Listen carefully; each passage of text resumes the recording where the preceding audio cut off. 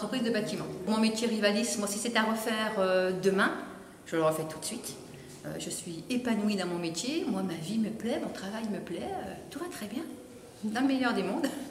Vous êtes Madame Plus ou Monsieur Plus quand vous allez chez quelqu'un, donc c'est un métier qui porte des valeurs, qui met l'humain en avant, et où on se remet en question pratiquement tous les jours. On se vend nous-mêmes, on ne vend pas forcément des outils, mais il faut savoir à un moment donné évoluer en même temps que l'entreprise et varier aussi ses suivis. Inévitablement un contrôle de chiffres avec Rivalis, quand on est sur des boîtes du style bâtiment, ça va être le contrôle de la productivité, les heures achetées, les heures vendues, ces choses comme ça.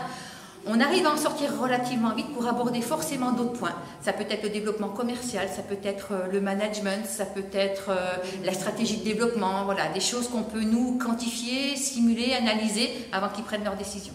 Une anecdote sympa, c'est par exemple c'est un de mes premiers clients que l'on a toujours au cabinet, qui m'a dit, tu vois, j'avais pourtant un métier prestigieux, j'étais responsable commercial France, j'ai pas réussi ma vie, j'ai 3 enfants, une femme qui travaille pas, j'ai pas de maison et j'ai une vilaine voiture. Un an après, donc il avait changé la voiture, il avait une jolie voiture, croyez-moi, et maintenant il est propriétaire de sa maison. Et ce qui est sympa, c'est qu'il dit à tout le monde que c'est grâce à Sonia, quoi. Donc c'est glorifiant.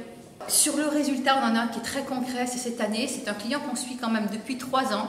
Difficile de redresser l'entreprise, un monsieur qui a une incapacité de travail, son fils commence à reprendre la structure, donc il fallait déjà le sortir du rouge. On est arrivé à un résultat à l'équilibre l'année dernière, et cette année, sur une petite boîte qui fait 600 000 de chiffre d'affaires, on est arrivé à 120 000 de résultats. C'est exceptionnel. Il faut forcément de l'humilité, capable de se remettre en question. Mais pas que, parce que trop d'humilité, je trouve que ça nuit aussi à l'évolution. Être un petit peu un homme d'affaires, il faut se fixer des objectifs, faire réussir l'autre, c'est très bien, mais sinon on ne réussit pas, on est un très mauvais exemple.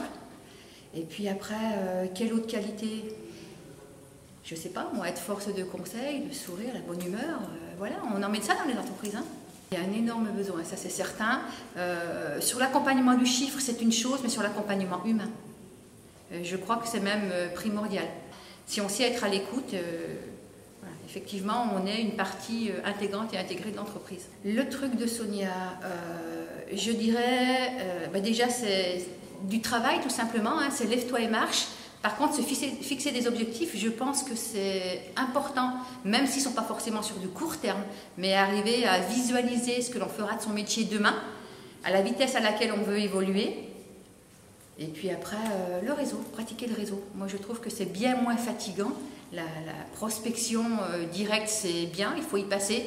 Mais au bout d'un moment, ça use, n'importe qui. Donc, travailler le réseau en même temps que la prospection, c'est très bien.